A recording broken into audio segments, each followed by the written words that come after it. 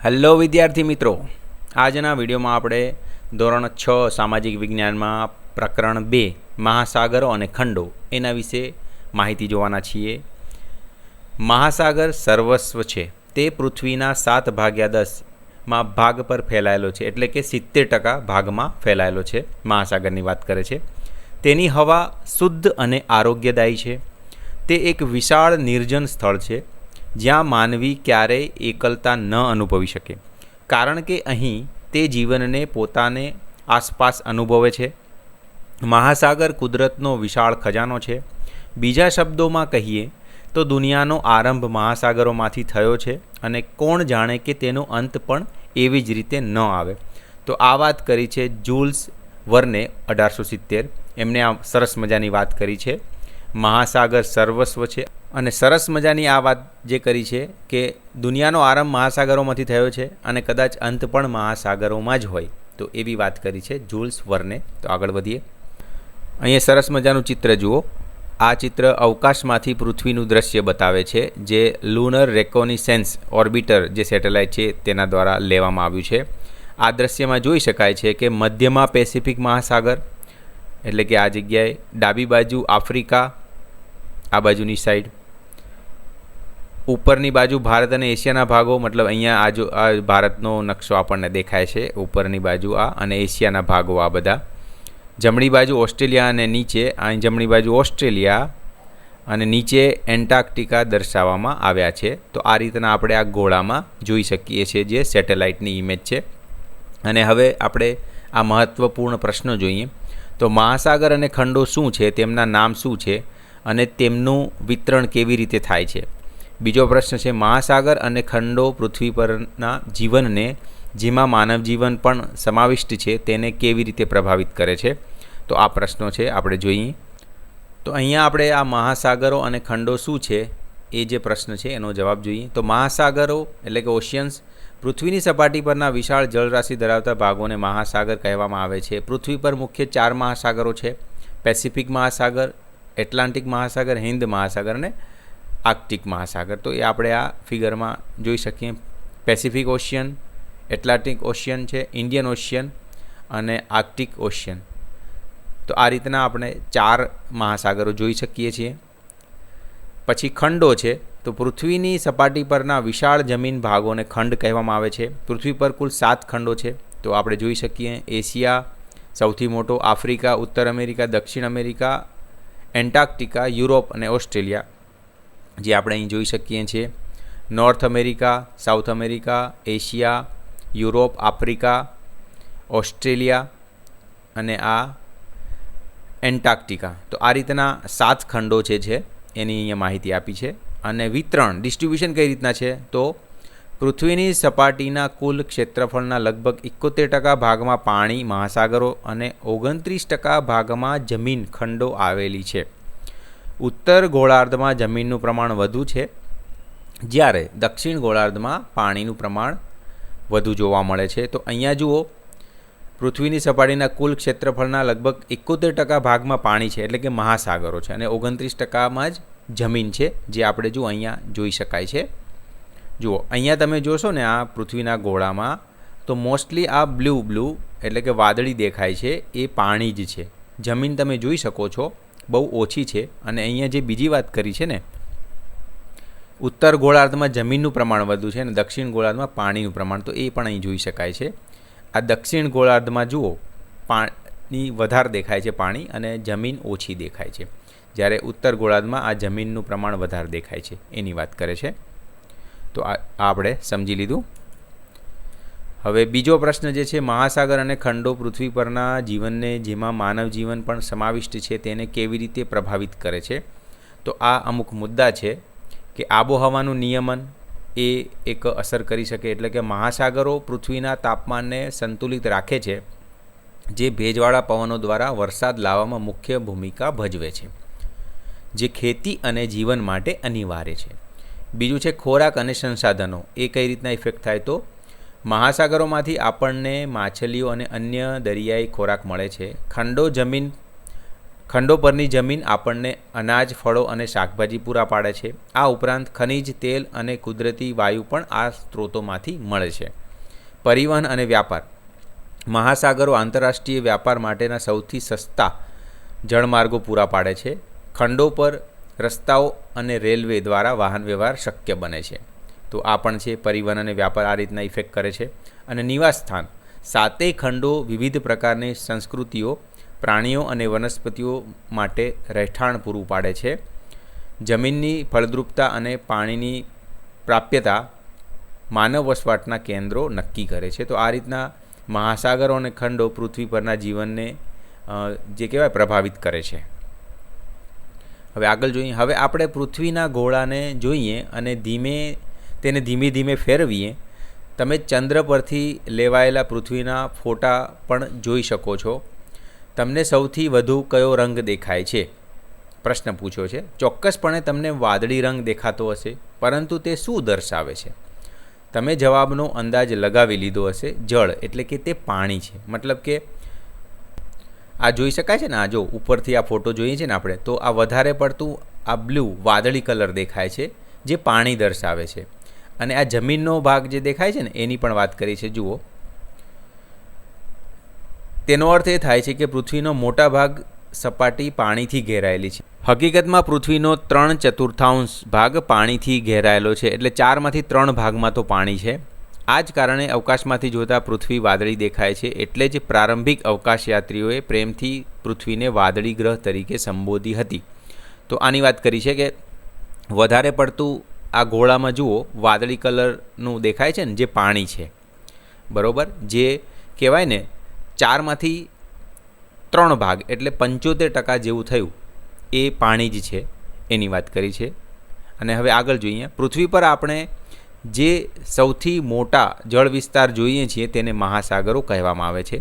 જે વધારે પડતા મોટા આપણને જે દેખાય છે ને જળ વિસ્તાર, એને મહાસાગરો કહેવાય. જેમ કે અહીંયા તમે જોઈ શકો છો, આ જે ખાલી જગ્યામાં ઘણા મોટા પાણીના સ્ત્રોત દેખાય છે ને, આ બધા એને મહાસાગર કહેવાય. હવે ચિત્ર 2.1માં દર્શાવેલા પૃથ્વીના ચિત્રમાં તમને બીજો એક રંગ બદામી પણ દેખાશે. તો આની વાત કરે છે. આ કલર દેખાય છે ને, આ બદામી, એની વાત કરે છે. આ જમીનનો રંગ છે, જે જમીન દર્શાવે છે, જે પૃથ્વીના લગભગ 1/4 એટલે કે 4માંથી 1 ભાગ પર ફેલાયેલો છે. જમીનના એક મોટા ભૂમિભાગને ભૂખંડ કહેવામાં આવે છે અને જમીનના એક મોટા સતત વિસ્તૃત ભાગને ખંડ કહેવામાં આવે છે. તો જમીનનો જે મોટો ભાગ હોય એને ભૂખંડ કહેવાય અને જમીનનો એક મોટો પણ વિસ્તૃત ભાગને ખંડ કહેવામાં આવે છે. એ જે અહીં ડેફિનેશન આપી છે. મહાસાગરો અને ખંડો પૃથ્વીની આબોહવાને નિર્ધારણ આપવામાં મહત્વપૂર્ણ ભૂમિકા ભજવે છે. જીવનમાં તમામ પાસાને અસર કરે છે, જેમાં તમામ વનસ્પતિઓ, પ્રાણીઓ અને માનવ જીવનનો સમાવેશ થાય છે. આપણે આપણા સમગ્ર ઇતિહાસ, સંસ્કૃતિ અને આપણા દૈનિક જીવનમાં તેની અસર જોઈએ છીએ. તો આ મહાસાગરો અને ખંડો બહુ જ ઇમ્પોર્ટન્ટ છે, જે આબોહવાથી લઈને બધી જ વસ્તુમાં એ સંકળાયેલું છે. જે વનસ્પતિ, પ્રાણી, માનવ જીવન સમાવેશ, આ બધી જ વસ્તુ એની અંદર આવી જાય, એની વાત અહીં કરી છે. આ ઘોડો તો આપણે જોયો. હવે અહીંયા ચૂકસો નહીં આપ્યું છે. તો ભારતીય નૌકાદળના પ્રતીક ચિહ્ન આદર્શ વાક્ય સનનો વરુણ અંકિત છે, જેનો અર્થ છે, હે વરુણ, અમારે માટે કલ્યાણકારી થાઓ. આ મહાસાગર, આકાશ અને જળ સાથે સંકળાયેલા વૈદિક દેવતા વરુણની સ્તુતિ છે. તો અહીંયા ભારતીય નૌકાદળ પ્રતીક ચિહ્ન પર આ વાક્ય જે દર્શાવેલું છે, જે અહીંયા લખ્યું છે, એનો મતલબ શું છે એ પણ અહીંયા આપ્યું છે. આ મહાસાગર, આકાશ અને જળ સાથે સંકળાયેલા વૈદિક દેવતા વરુણની સ્તુતિ છે, એવું પણ માનવામાં આવે છે. પૃથ્વી પર પાણી અને જમીનનું વિતરણ. આપણે જાણીએ છીએ કે મહાસાગરો અને ખંડો ઉત્તર અને દક્ષિણ ગોળાર્ધમાં સમાનરૂપે વહેંચાયેલા નથી, એટલે કે વિતરિત નથી. એ તો આપણે હમણાં જ વાત કરીને. આ ઉત્તર ગોળાર્ધમાં જમીનનો ભાગ વધારે છે અને આ દક્ષિણ ગોળાર્ધમાં દેખાય છે ને પાણીનો ભાગ વધારે છે. તો અહીંયા લખ્યું છે, પૃથ્વીના નકશામાં જોતાં ઉત્તર ધ્રુવની ઉપર ડાબે અને દક્ષિણ ધ્રુવની ઉપર જમણે, એટલે આ ફોટો દક્ષિણ ધ્રુવનો, આ ઉત્તર ધ્રુવનો, ચાલો આકૃતિ 2.2માં આપેલા બે ચિત્રો તપાસીએ, જેમાં વાદળી રંગના મહાસાગરો અને બીજા નાના વિસ્તારો પણ દેખાય છે, જે સમુદ્ર, ખાડી, અખાત વગેરે નામે ઓળખાય છે. જો આની વાત કરી છે, તમે અહીંયા જાઓ ને, આ વચ્ચે વચ્ચે ખાલી જગ્યા દેખાય, જમીનનો ભાગ હોય ને વચ્ચે વચ્ચે ખાલી જગ્યા હોય, જેને ખાડી, અખાત એ કહેવાય, અને આ મોટો ભાગ એને સમુદ્ર કહેવાય. તો આ રીતની વાત છે. તો અહીંયા આપ્યું છે, ચાલો શોધીએ. નકશામાં દેખાતી વર્તુળાકાર રેખાઓને શું કહેવામાં આવે છે, અને શું તમે જાણો છો કે બે ધ્રુવોથી નીકળતી રેખાઓને શું કહેવામાં આવે છે? સંકેત: તમે આગળના પ્રકરણમાં તેનો અભ્યાસ કર્યો હતો, પરંતુ અહીં તમને ફરીથી તેનું સ્મરણ કરાવવામાં આવ્યું છે. તો મતલબ કે આગળના ચેપ્ટરમાં આપણે જોઈ ગયા છે, તો જોઈએ આપણે શું છે. તો એ છે અક્ષાંશ, જેને લેટિટ્યૂડ્સ કહેવામાં આવે છે, અને રેખાંશ લોંગિટ્યૂડ્સ. તો અક્ષાંશ શું છે? તો નકશામાં દેખાતી આડી વર્તુળાકાર રેખાઓને અક્ષાંશ કહેવામાં આવે છે, અને રેખાંશ ઉત્તર અને દક્ષિણ એમ બંને ધ્રુવોને જોડતી ઊભી રેખાઓને રેખાંશ કહેવામાં આવે છે. તો આ મિત્રો અક્ષાંશ અને રેખાંશ આપણે ફર્સ્ટ ચેપ્ટરમાં જોયું છે, જેનો વિડીયો તમે જો ના જોયો હોય તો અહીંયા હું આઈ ટેબમાં આપી દઈશ, અને ડિસ્ક્રિપ્શનમાં પણ તેની લિંક આપી દઈશ, તો જોઈ લેવો. તો ડિટેલ આપણે એમાં ડિસ્કશન કર્યું છે. તો કયા ગોળાર્ધમાં વિસ્તૃત જળરાશિ છે? તો એનો જવાબ શું લખીએ? તો દક્ષિણ ગોળાર્ધમાં, કારણ કે જુઓ અહીંયા પૃથ્વીના દક્ષિણ ગોળાર્ધમાં વિશાળ જળરાશિ આવેલી છે. આ કારણે જ તેને જળ ગોળાર્ધ તરીકે પણ ઓળખવામાં આવે છે. તો આપણે આ ફોટોમાં જોયું જ હતું કે અહીંયા દક્ષિણ ગોળાર્ધમાં પાણીનું પ્રમાણ વધારે દેખાય છે, અને એટલે તેને જળ ગોળાર્ધ પણ કહેવામાં આવે છે. હવે તમારા મતે ઉત્તર તથા દક્ષિણ ગોળાર્ધમાં પાણીનું પ્રમાણ કેટલું હોઈ શકે તેની સમૂહમાં ચર્ચા કરો. તો આ પણ એક પ્રશ્ન છે. તો ઉત્તર ગોળાર્ધ એટલે કે અહીં લગભગ 60% ભાગમાં જમીન અને 40% ભાગમાં પાણી છે. ઉત્તર ગોળાર્ધની વાત છે મિત્રો. દક્ષિણ ગોળાર્ધમાં તો અહીં લગભગ 19% ભાગમાં જમીન અને 81% જેટલા ભાગ મોટા ભાગમાં પાણી આવેલું છે. તો અહીંયા દક્ષિણ ગોળાર્ધમાં જુઓ 19% ભાગ જમીન અને 81% ભાગ પાણી છે. શું બધા મહાસાગરો એકબીજા સાથે જોડાયેલા છે અથવા અલગ છે? બધા મહાસાગરો એકબીજા સાથે જોડાયેલા છે. પૃથ્વી પરના તમામ મુખ્ય મહાસાગરો પેસિફિક, એટલાન્ટિક, હિન્દ અને આર્કટિક એકબીજા સાથે ભૌતિક રીતે જોડાયેલા છે, જેના કારણે વિશ્વમાં સમુદ્રની સપાટી સી લેવલ બધે સમાન રહે છે. તો આપણે કહી શકીએ ને કે બધા જ મહાસાગરો એકબીજા સાથે જોડાયેલા છે, અને એટલે જ બધા મહાસાગરોનું સી લેવલ એટલે સમુદ્રની સપાટીનું જે લેવલ કહેવાય ને એ સરખું હોય છે. જો જોડાયેલા ના હોત તો એવું ના બને. હવે અહીંયા વાત કરી છે, પૃથ્વી પર ઉપલબ્ધ પાણીનો મોટો ભાગ મહાસાગરોમાં છે, પરંતુ આ પાણી ખારું છે, જેથી માનવ સહિત જમીન પરના મોટા ભાગના પ્રાણીઓ માટે તે વપરાશ કે ઉપયોગમાં લઈ શકાય તેવું નથી. પૃથ્વી ગ્રહ ઉપર પીવા યોગ્ય પાણીનો જથ્થો મર્યાદિત છે. નદીઓ, સરોવર અને વાતાવરણમાં બાષ્પ રૂપે અને ભૂગર્ભમાં પણ જોવા મળે છે, જેને ભૂગર્ભ જળ કહેવામાં આવે છે.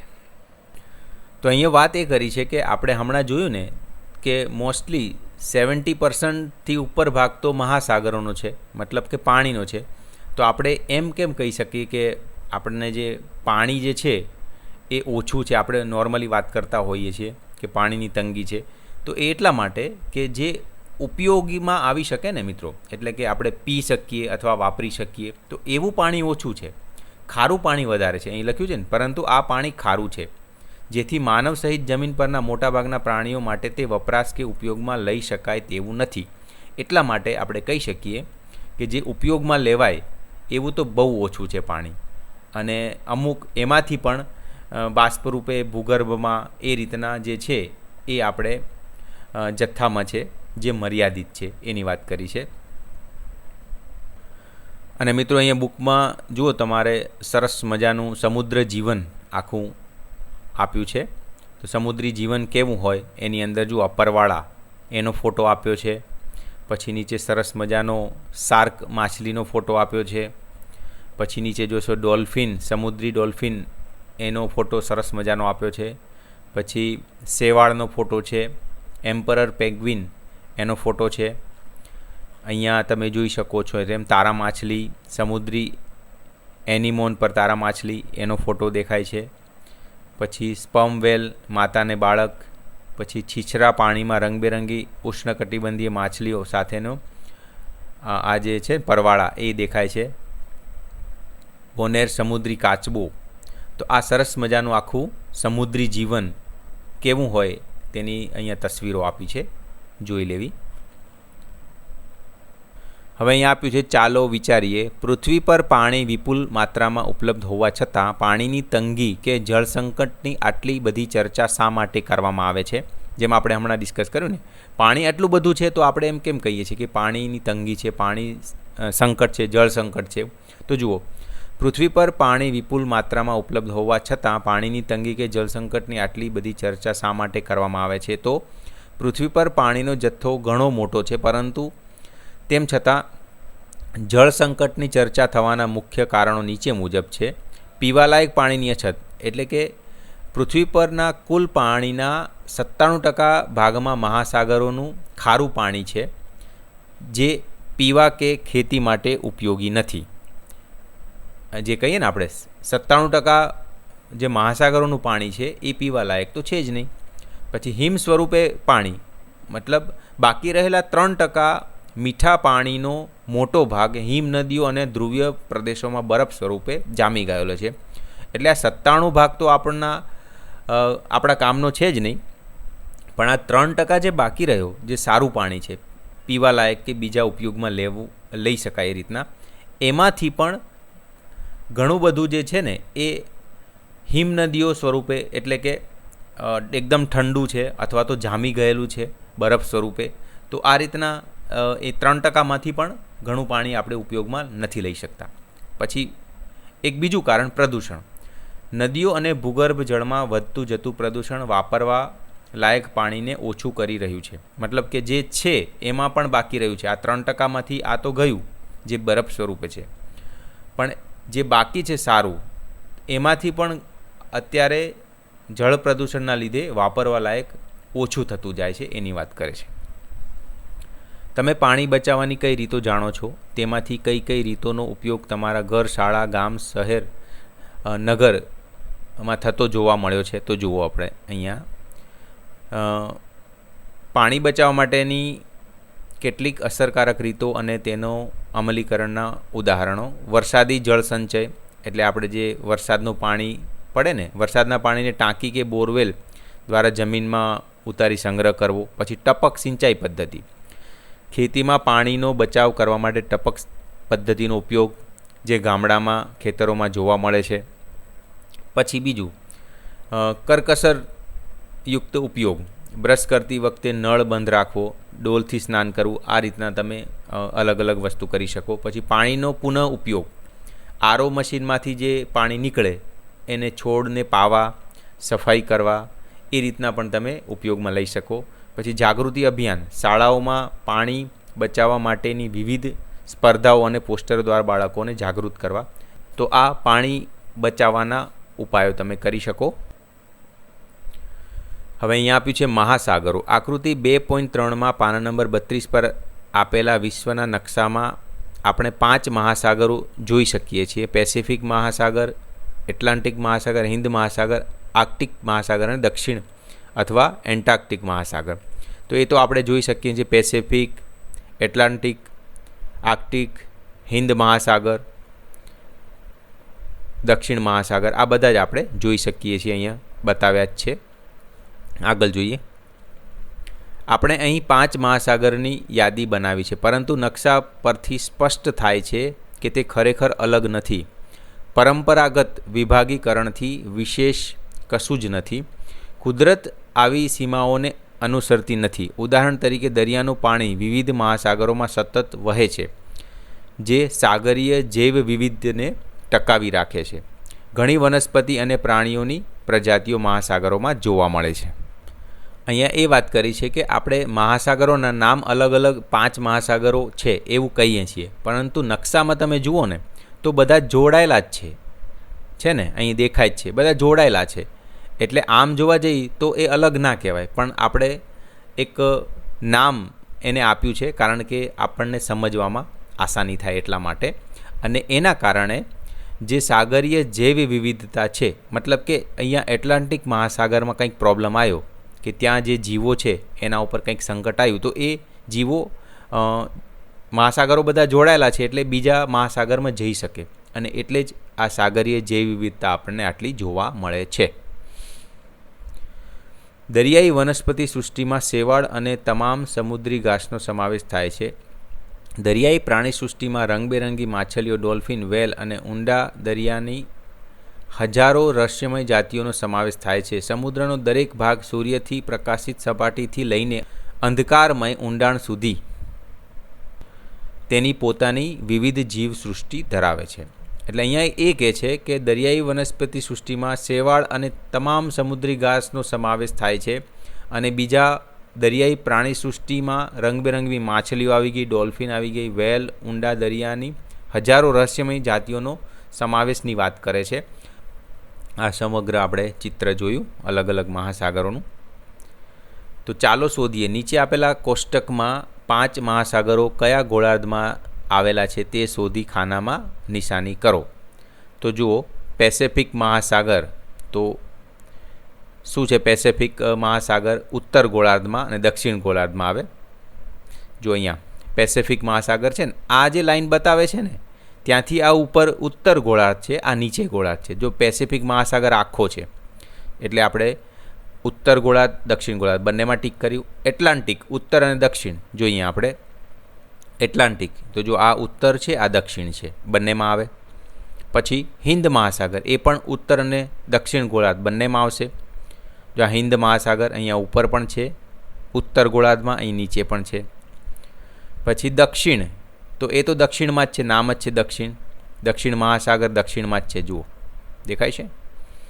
અને આર્કટિક જે છે એ ઉત્તર ગોળાર્ધમાં આપણે જોઈ શકીએ છીએ, ઉત્તર ગોળાર્ધમાં. ઓકે, તો આ રીતના એક આ કોઠો આપેલો હતો, તો આપણે આ રીતના એને ટીક કર્યા છે. હવે ચૂકશો નહીં, મહાસાગરોના નકશાથી સ્પષ્ટ થાય છે કે તે મુજબ હિન્દ મહાસાગરની મુખ્ય સીમાઓ ઉત્તરમાં એશિયા, પશ્ચિમમાં આફ્રિકા અને પૂર્વમાં ઓસ્ટ્રેલિયા ઉપરાંત દક્ષિણમાં દક્ષિણ મહાસાગર છે. તો અહીંયા શેની વાત કરે છે કે હિન્દ મહાસાગરની મુખ્ય સીમાઓ કઈ છે? તો અહીંયા જોઈ શકાય, જો આ હિન્દ મહાસાગર, તો એની ઉપર જો એશિયા એટલે આ યુરેશિયા, એશિયા અને રશિયા બે ભેગું મળીને યુરેશિયા પણ કહેવાય છે, એની અહીંયા ફિગર આપી છે.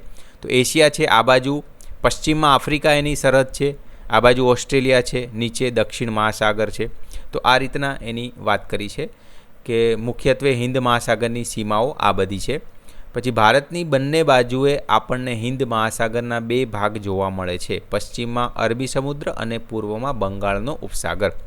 તો આ આપણે જોઈ શકીએ છીએ કે અહીંયા હિન્દ મહાસાગર છે એમાં પણ 2 ભાગ છે, એક અહીંયા છે ભારતની ને એક આ બાજુ છે. તો આ બંગાળની ખાડીનો વિસ્તાર કહેવાય ને આ બીજું કહેવાય છે પશ્ચિમમાં અરબી સમુદ્ર. આ કહેવાય છે અરબી સમુદ્ર, આ બંગાળની ખાડી. તો એની વાત કરી છે. આગળ જોઈએ, આકૃતિ 2.4 જમણી બાજુ ભારતનો આ નકશો આકૃતિ 1.6 જેવો જ છે, પરંતુ તેમાં અરબી સમુદ્ર, બંગાળનો ઉપસાગર દર્શાવવામાં આવ્યો છે. પણ આ સાથે ભારતના 2 મોટા ટાપુઓ, દ્વીપ સમૂહને પણ તેમાં દર્શાવવામાં આવ્યા છે. ટાપુઓની લગતી માહિતી પાન નંબર 37 પર આપવામાં આવી છે. પણ અહીંયા જુઓ તમે કે આ ભારતની આજુબાજુ આ બંગાળનો ઉપસાગર જે હિન્દ મહાસાગરનો જ ભાગ છે, અને આ બાજુ પશ્ચિમમાં અરબી સમુદ્ર. તો આ રીતના 2 છે. અને અહીંયા વાત કરી છે દ્વીપ સમૂહ, તો અહીંયા જો આંદામાન નિકોબાર જે ટાપુઓ છે અહીંયા આપેલા છે, અને લક્ષદ્વીપ જે ટાપુઓ છે અહીંયા છે એની અહીંયા વાત કરી છે. આ પ્રકરણની શરૂઆતમાં આપેલું પૃથ્વીનું ચિત્ર જોઈએ તો તમને પૃથ્વી પર સફેદ આકારો જોવા મળ્યા હશે. શું તમે અનુમાન લગાવ્યું છે કે એ શું છે? તે વાદળોના વિશાળ સમૂહો છે. આવા વાદળો ખંડોમાં વરસાદ લાવે છે, જેમ કે ભારતમાં ચોમાસા દરમિયાન થતો વરસાદ મહાસાગરોમાંથી ઉદ્ભવે છે. જો વરસાદ ન આવે તો આપણી ખેતી અને સમગ્ર જીવન અસ્તવ્યસ્ત થઈ શકે છે. મહાસાગરમાંથી ઘણીવાર વાવાઝોડા ઉત્પન્ન થાય છે. કેટલીક વાર આ વાવાઝોડા અથવા ખૂબ ઝડપી ફૂંકાતા પવનો ચક્રવાત બની વિશ્વના દરિયાકાંઠાના દેશોને વ્યાપક નુકસાન પહોંચાડી શકે છે. તો અહીંયા આની વાત કરી છે કે આ ગોળામાં તમને આ જે સફેદ સફેદ દેખાય છે ને મોટું, એ શું છે? એ મોટા મોટા વાદળો છે. અહીં લખ્યું છે ને, તે વાદળોના વિશાળ સમૂહો છે.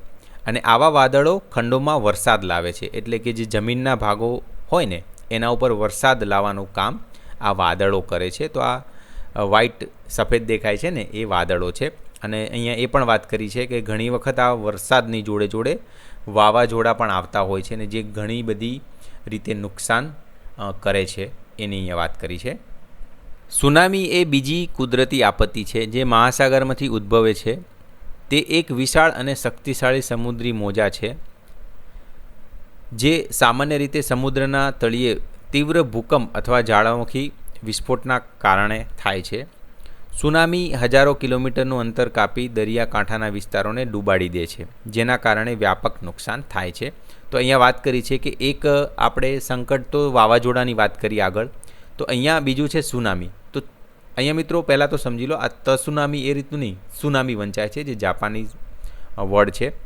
તો સુનામી એ કઈ રીતના આવે છે કે મહાસાગરમાં જ્યારે વિશાળ ભૂકંપ આવે અથવા તો જ્વાળામુખીમાં વિસ્ફોટ થાય ત્યારે આ જે છે ને દરિયામાં મોજા એકદમ ઊંચે સુધી ઉછળે અને એ જે દરિયાકાંઠાના વિસ્તારો જે છે ને એને ડૂબાડી દે, એની વાત કરી છે. તો આ સુનામી પણ એક બહુ મોટું સંકટ છે. તો અહીંયા એની થોડી વાત કરી છે, જોઈએ. 26 ડિસેમ્બર 2004ના રોજ ભારત અને હિન્દ મહાસાગરની આસપાસના અન્ય 13 દેશો પર શક્તિશાળી સુનામીના મોજા ત્રાટક્યા હતા. ઇન્ડોનેશિયામાં આવેલા ભૂકંપને કારણે સુનામી આવી હતી. 2 લાખથી વધુ લોકોએ પોતાનો જીવ ગુમાવ્યો હતો. ભારતમાં પણ અંદમાન અને નિકોબાર ટાપુઓ આકૃતિ 2.4માં જુઓ અને નીચે ટાપુઓ પેટા વિભાગ પણ જુઓ. તામિલનાડુ અને કેરળના દરિયા કિનારાઓ ગંભીર રીતે અસરગ્રસ્ત થયા હતા. ત્યાં ઘણું નુકસાન થયું અને ઘણી જાનહાનિ વેઠવી પડી હતી. તો આ અહીંયા વાત કરે છે 26 ડિસેમ્બર 2004ના રોજ જે ઇન્ડોનેશિયાની આસપાસ ભૂકંપ આવ્યો હતો તેની લીધે આ સુનામી આવ્યું હતું. અને ભારતમાં જે કહેવાય ને આ બાજુની સાઈડ આવ્યો હતો, એટલે આપણે આ બંગાળના ઉપસાગરમાં અને અંદમાન નિકોબાર દ્વીપ સમૂહ અહીંયા એને ઇફેક્ટ થઈ હતી. અહીંયા જો આ જોઈ શકાય છે, આ મેપમાં આપણને દેખાય છે. તો અહીંયા એક અને એની અસર જુઓ, અહીંયા ભારતમાં તમિલનાડુ અને કેરળના દરિયાકાંઠાના વિસ્તારોમાં પણ અહીંયા અસર થઈ હતી. અહીંયા સમગ્ર વાત કરી છે. તો આ પ્રકારની સુનામી ભાગ્યે જ જોવા મળે છે, પરંતુ ખૂબ જ વિનાશક હોય છે. સદનસીબે તે દરિયાકાંઠે ત્રાટકે તે પહેલાં જ તે અંગે જાણી શકાય છે. ઘણા દેશો આવી પૂર્વ ચેતવણી પ્રણાલીઓમાં સહયોગ કરે છે. તો ખાસ કરીને હિન્દ મહાસાગરમાં સુનામી ચેતવણી પ્રણાલી એટલે કે સિસ્ટમ છે, જેમાં ભારત સહિત ઘણા દેશોનું યોગદાન છે. આ જાનમાલના રક્ષણ માટેના પગલાં લેવામાં મદદરૂપ થાય છે. જાનમાલના નુકસાન તરફ દોરી જતી ઘટનાઓને આપત્તિ વ્યવસ્થાપન હેઠળ નિયંત્રિત કરવામાં આવે છે. તમામ પ્રકારની આપત્તિઓનો સામનો કરવા માટે ભારત પાસે તેની પોતાની નેશનલ ડિઝાસ્ટર મેનેજમેન્ટ ઓથોરિટી છે. હવે પછીના પ્રકરણમાં આપણે વધુ ઉદાહરણો જોઈશું. મતલબ કે અહીંયા વાત કરે છે કે આ સુનામીનો એક સારી વસ્તુ એ છે કે એ દરિયામાં પહેલાં ત્રાટકે છે, બરાબર. તો દરિયામાં જે ઇફેક્ટ થાય તો એ આપણે પહેલાંથી જ એને એક સિસ્ટમ આવે છે, એનાથી આપણે પહેલેથી જ ચેતી શકીએ છીએ. તો એ સિસ્ટમમાં આપણે ભારતે પણ સારો સહયોગ આપેલો છે, એની અહીંયા વાત કરી છે. તો આ એક સારી વાત કહેવાય સુનામી બાબતે, કે જે થાય છે દરિયાની અંદર તો એ કાંઠા વિસ્તારમાં આવે એના પહેલાં આપણે એને જાણી શકીએ છીએ.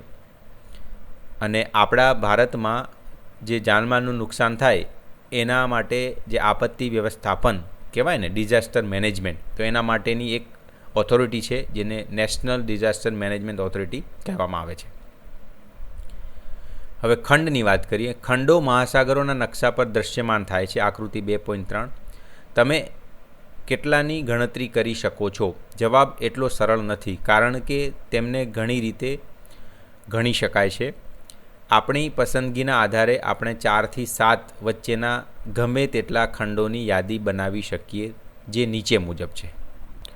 તો અહીંયા એની વાત કરે છે કે આપણે પહેલાં એમ કરીને વાત કે 7 ખંડ, પણ ઘણી વખત આપણે 4 પણ કહીએ છીએ અને ઘણી વખત 7 પણ કહીએ છીએ. તો કઈ રીતના એ હવે આપણે અહીં જોઈશું. ઉત્તર અમેરિકા, દક્ષિણ અમેરિકાને સામાન્ય રીતે 2 ખંડો ગણવામાં આવે છે, પરંતુ જો એક જ ભૂમિભાગ તરીકે જોવામાં આવે તો તેમને એક તરીકે પણ ગણી શકાય. એમ કહે છે કે આ ઉત્તર અમેરિકા અને દક્ષિણ અમેરિકા, આમ અલગ અલગ આપણે એને ખંડ ગણીએ છીએ, પણ જોઈએ તો એ જમીનના ભાગથી જોડાયેલી છે, તો તમે એક પણ ગણી શકો એની વાત કરે છે. હવે યુરોપ અને એશિયાને સામાન્ય રીતે 2 ખંડો તરીકે ગણવામાં આવે છે. જો કે તે નકશા પર સ્પષ્ટપણે જોઈ શકાય છે કે તેઓ એક જ ભૂમિભાગ છે. ઐતિહાસિક અને સાંસ્કૃતિક દ્રષ્ટિએ એશિયાથી યુરોપ ભિન્ન રીતે વિકસિત થયું છે. તો અહીંયા એની વાત કરે છે કે આ એશિયા છે અને ઉપર જે કહેવાય ને યુરોપ છે, પણ આમ તમે એનો બંનેનો ભૂમિભાગ જુઓ તો જોડાયેલો જ છે, તો એક ખંડ તરીકે પણ તમે ગણી શકો, પણ સાંસ્કૃતિક અને ઐતિહાસિક રીતે બંને અલગ અલગ ખંડ આપણે ગણીએ છીએ એની વાત કરે છે. તેથી આ 2 ખંડો તરીકે જોઈ શકાય છે. જો કે ભૂસ્તરશાસ્ત્રીઓ સામાન્ય રીતે તેમને એક જ ખંડ માને છે, જેને યુરેશિયા કહેવામાં આવે છે.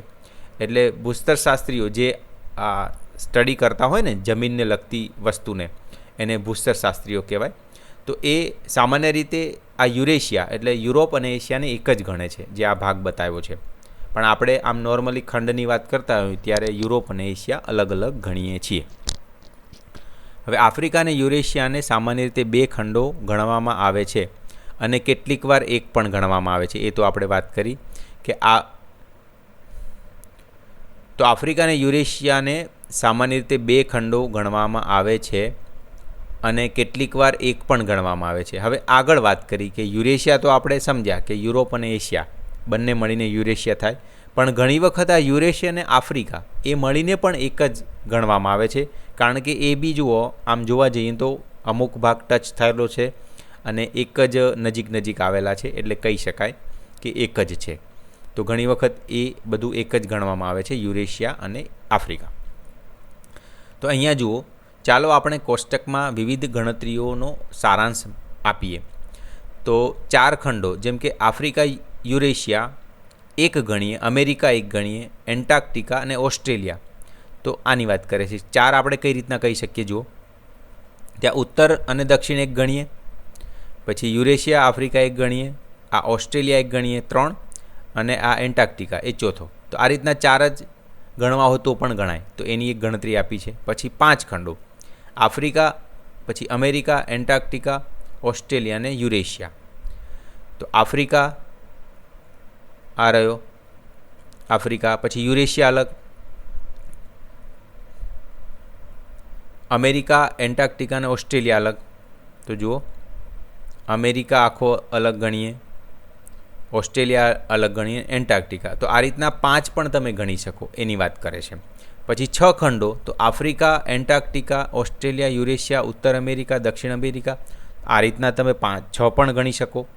પછી 7, તો Africa, Antarctica, Asia, Australia, Europe, ઉત્તર અમેરિકા, દક્ષિણ અમેરિકા, આ રીતના તમે 7 ગણી શકો, જે આપણે પહેલાં યાદી આપેલી જ હતી.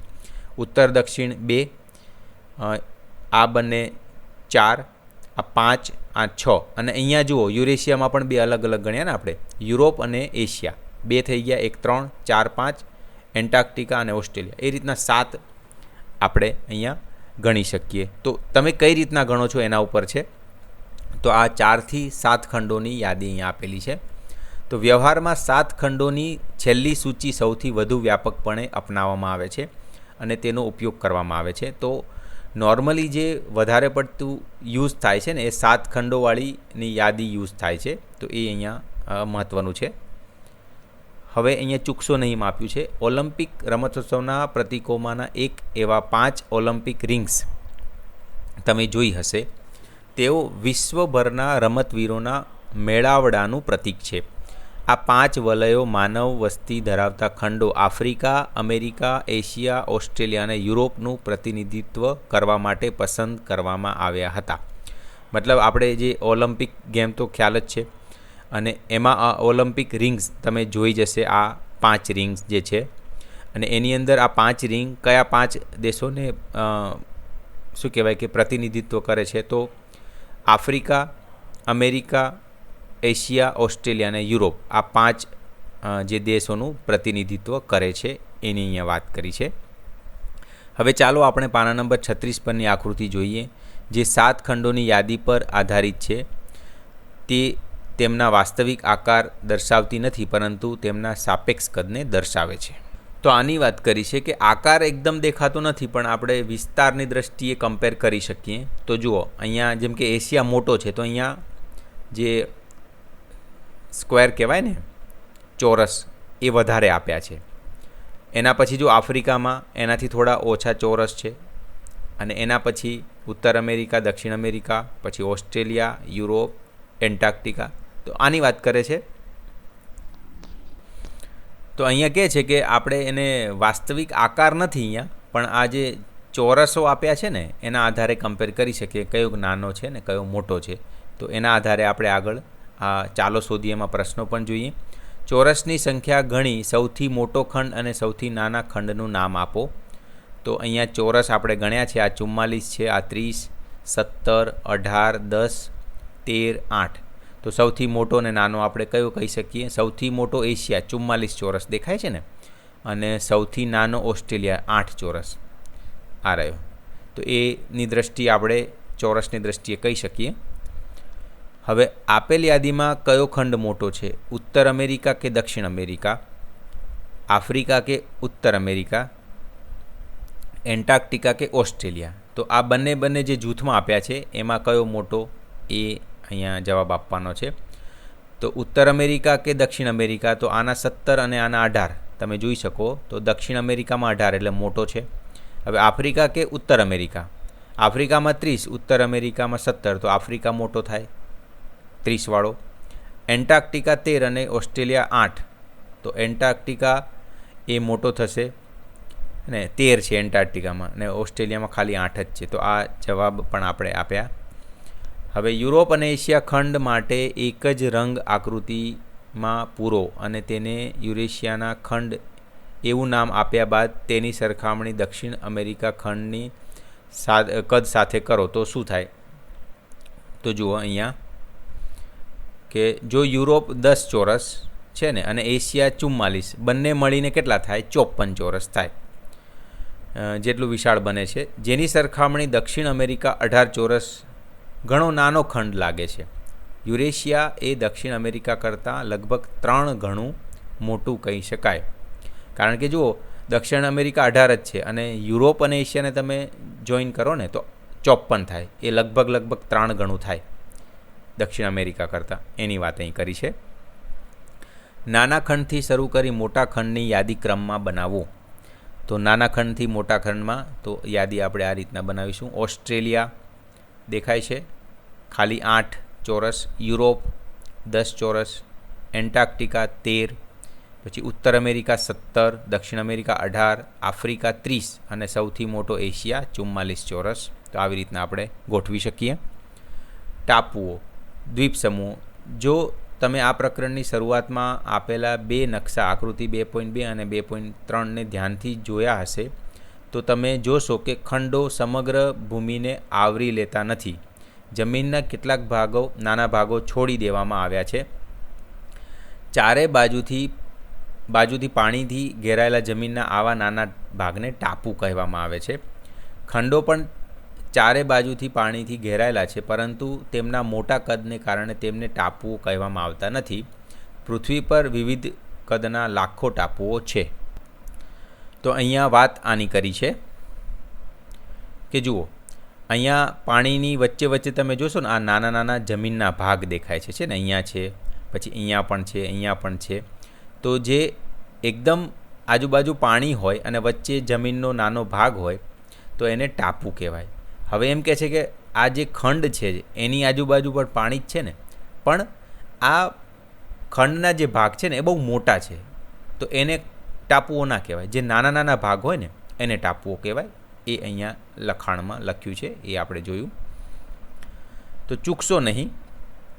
ગ્રીનલેન્ડ એ વિશ્વનો સૌથી મોટો ટાપુ છે, જેને પૃથ્વીના ગોળા પર અથવા નકશા પર શોધો તેના કદને સમજવા માટે તમારે ભારતના 10 સૌથી મોટા રાજ્યોના વિસ્તારો ઉમેરવા પડશે. તો અહીંયા એની વાત કરે છે. આ ગ્રીનલેન્ડ દેખાય છે ને મિત્રો, કેટલો મોટો ટાપુ છે જુઓ. અને ભારત જે દેખાય છે આટલું જ છે. મતલબ ભારતની સાપેક્ષમાં કમ્પેર કરીએ તો ભારતથી બહુ નાનો નહીં હોય એટલો આપણને અહીંયા દેખાય છે ગ્રીનલેન્ડ. તો કેટલો મોટો હશે એનો અંદાજ અહીંથી આપણને આવી જાય છે. તો અહીંયા એટલા માટે કીધું છે કે ભારતના 10 સૌથી મોટા રાજ્યો ઉમેરો ને તો આ બને એટલો મોટો ગ્રીનલેન્ડ છે એની વાત કરી છે. ભારતમાં 1300થી વધુ નાના ટાપુઓ આવેલા છે.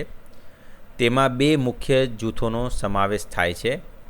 બંગાળના ઉપસાગરમાં અંદમાન અને નિકોબાર ટાપુઓ અને અરબી સમુદ્રમાં લક્ષદ્વીપ ટાપુઓ. જો આ બાજુ જોઈ શકાય છે. આ બંગાળમાં આ બધા આવેલા છે ને નાના મોટા, એ અંદમાન નિકોબાર ટાપુઓ છે અને આ બાજુ અરબી સમુદ્રમાં લક્ષદ્વીપ ટાપુઓ છે, જે ભારતમાં બધા મળીને 1300 ટાપુઓ છે એવું કહી શકાય.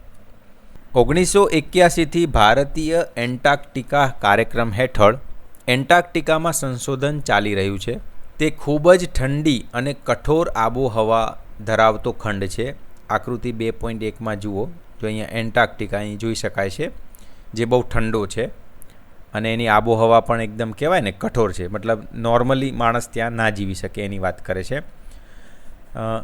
જેમાં સફેદ વિસ્તાર બરફથી બનેલો ઢંકાયેલો છે. 1983માં ભારતે એન્ટાર્કટિકામાં દક્ષિણ ગંગોત્રી નામનું પહેલું વૈજ્ઞાનિક બેઝ સ્ટેશન સ્થાપ્યું છે. બાદમાં વધુ 2 મથકો સ્થપાયા હતા. ભારતીય વૈજ્ઞાનિકોની લગભગ 40 ટીમોએ આ સુદૂર પ્રદેશમાં ખાસ કરીને આબોહવા અને પર્યાવરણની ઉત્ક્રાંતિ પર સંશોધનો કર્યા છે. વૈજ્ઞાનિકો જ્યાં રહે છે તે વસાહતમાં એક પુસ્તકાલય અને પોસ્ટ ઓફિસ પણ છે. તો અહીંયા કહેવામાં આવ્યું છે કે ભારત દ્વારા 1981થી એન્ટાર્કટિકા પર સંશોધન ચાલી રહ્યું છે અને 1983માં સૌપ્રથમ એન્ટાર્કટિકામાં દક્ષિણ ગંગોત્રી નામનું પહેલું વૈજ્ઞાનિક બેઝ સ્ટેશન બનાવ્યું ભારતે.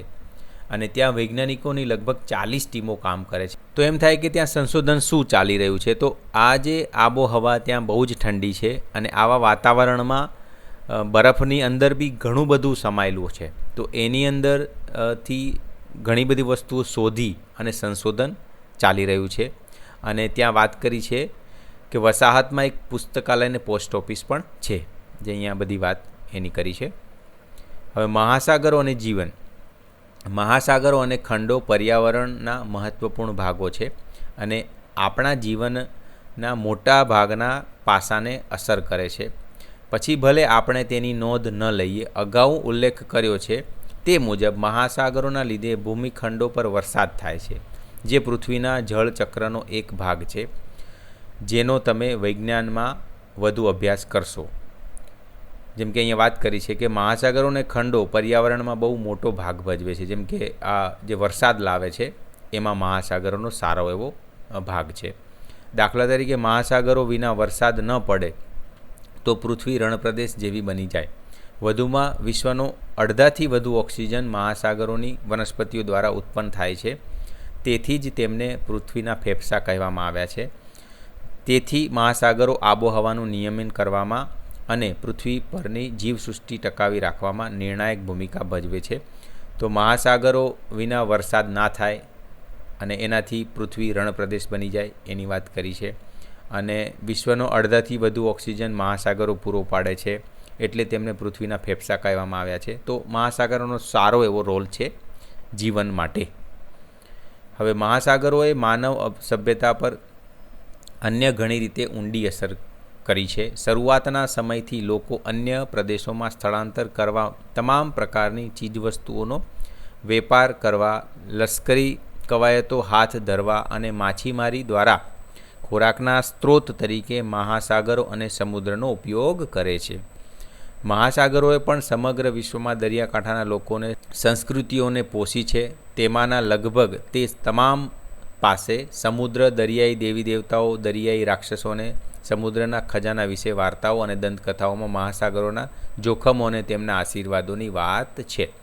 મતલબ કે ઓલ ઓવર અહીંયા એ વાત કરી છે કે મહાસાગરો માનવ સભ્યતાથી લઈને બધી જ વસ્તુ ઉપર અસર કરે છે અને એનો સારો એવો રોલ સંસ્કૃતિથી લઈને બધી જ પ્રાણીથી લઈને બધામાં જ એનો સારો એવો રોલ છે.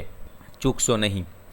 યુનાઇટેડ નેશન્સે આપણા રોજિંદા જીવનમાં મહાસાગરની મહત્ત્વપૂર્ણ ભૂમિકાને યાદ રાખવા માટે 8 જૂનને વિશ્વ મહાસાગર દિવસ તરીકે જાહેર કર્યો છે, કારણ કે મહાસાગરો ખોરાક અને ઔષધિઓનો મુખ્ય સ્ત્રોત છે અને આપણા ગ્રહ પરના જૈવમંડળનો એક મહત્ત્વપૂર્ણ ભાગ છે, જે પૃથ્વીના ફેફસા તરીકે કાર્ય કરે છે. વૈજ્ઞાનિક અભ્યાસો દર્શાવે છે કે વધતી જતી માનવ દરિયાઈ પ્રવૃત્તિઓએ મહાસાગરોને પ્રદૂષિત કર્યા છે. આપણે દર વર્ષે લાખો ટન પ્લાસ્ટિક કચરો સમુદ્રમાં ફેંકીએ છીએ, જે દરિયાઈ પ્રાણીઓના જીવનને જોખમમાં મૂકે છે. પ્રદૂષણના અન્ય ઘણા સ્વરૂપો પણ છે. પરિણામે દરિયાઈ પર્યાવરણ જોખમમાં છે. દરિયામાં વધુ પડતી માછીમારી એ પણ દરિયાઈ જીવનના ઘટાડાનું બીજું કારણ છે. પૃથ્વી અને માનવતાના ભવિષ્ય માટે મહાસાગરોને બચાવવાનો પ્રયાસ કરવાની આપણી સૌની સામૂહિક જવાબદારી છે. તો અહીંયા એવું કીધું છે કે મહાસાગરનું મહત્ત્વ જળવાય એટલા માટે 8 જૂનને વિશ્વ મહાસાગર દિવસ તરીકે જાહેર કર્યો છે યુનાઇટેડ નેશન્સે. અને અહીંયા જે કહેવાય છે ને કે મહાસાગરમાં આપણે પ્રદૂષણ દિવસે ને દિવસે વધારે કરી રહ્યા છીએ, જેમાં પ્લાસ્ટિકનો કચરોથી લઈને ઘણું બધું એમાં આવી ગયું. તો આ અટકાવવું જોઈએ, જે ભવિષ્યમાં જે જનજીવન છે એના ઉપર, જે મહાસાગરોના જનજીવન છે એમાં પ્રોબ્લેમ ના આવે. તો અહીંયા એની આખી વાત કરી છે. તો અહીંયા આપણે સંપૂર્ણ બીજો પાઠ સામાજિક વિજ્ઞાનમાં નવી જો ચોપડી છે એનું જોયું. તો આ વિડીયો મિત્રો કેવો લાગ્યો એ તમે કહેજો, અને આપણી ચેનલને સબસ્ક્રાઈબ ના કરી હોય તો કરી દેજો. ધન્યવાદ.